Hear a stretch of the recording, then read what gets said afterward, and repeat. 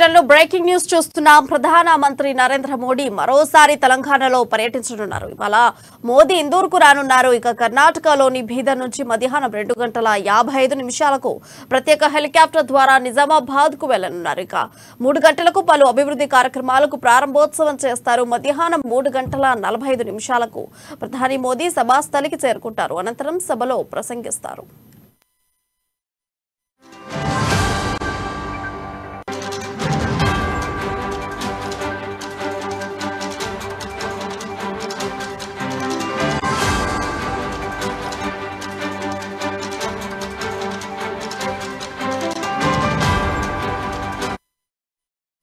ఈ పర్యటనలో ప్రధాని మోదీ 8,021 కోట్ల పనులకు శంకుస్థాపన ప్రారంభోత్సవాలు చేయనున్నారు. రాష్ట్రంలో 20 క్రిటికల్ కేర్ బ్లాకులను శంకుస్థాపన చేయనున్న మోదీ ఎన్టీపీసీ ఆధ్వర్యంలో కొత్తగా 6,000 కోట్లతో నిర్మించిన 800 మెగావాట్ల సూపర్ థర్మల్ పవర్ ప్రాజెక్టు జాతికి అంకితం చేయనున్నారు. మరోవైపు మనోహరాబాద్ సిద్దిపేట కొత్త రైల్వే లైన్ ను ప్రారంభించనున్నారు.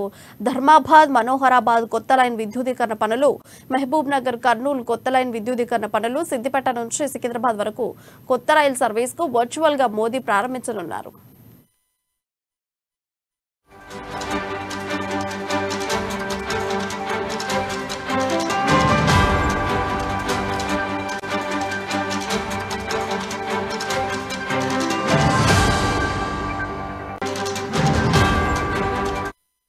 బ్రేకింగ్ న్యూస్ చూస్తున్నాం. ప్రధానమంత్రి నరేంద్ర మోడీ మరోసారి తెలంగాణలో పర్యటించనున్నారు.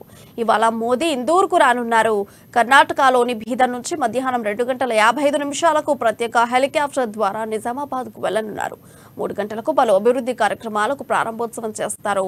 మధ్యాహ్నం 3:45 ప్రధాని మోదీ సభాస్థలికి చేరుకుంటారు. అనంతరం సభలో ప్రసంగిస్తారు.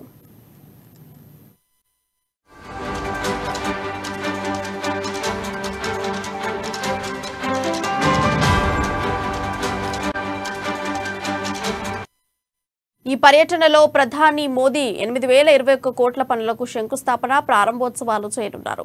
రాష్ట్రంలో 20 క్రిటికల్ కేర్ బ్లాకులకు శంకుస్థాపన చేయనున్న మోదీ ఎన్టీపీసీ ఆధ్వర్యంలో కొత్తగా 6,000 కోట్లతో నిర్మించిన 800 మెగావాట్ల సూపర్ థర్మల్ పవర్ ప్రాజెక్టు జాతికి అంకితం చేయనున్నారు. మరోవైపు మనోహరాబాద్ సిద్దిపేట కొత్త రైల్వే లైన్ ను ప్రారంభించనున్నారు.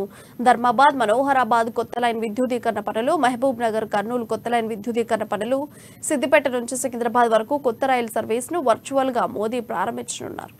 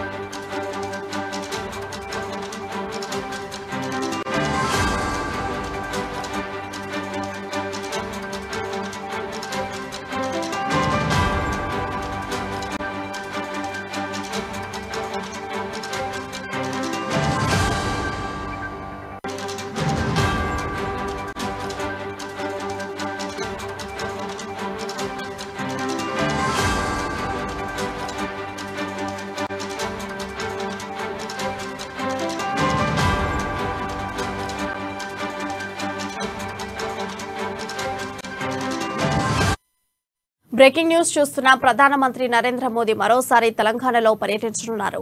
ఇవాళ మోదీ ఇందూర్కు రానున్నారు. కర్ణాటకలోని బీదర్ నుంచి మధ్యాహ్నం 2:55 ప్రత్యేక హెలికాప్టర్ ద్వారా నిజామాబాద్ కు వెళ్లనున్నారు.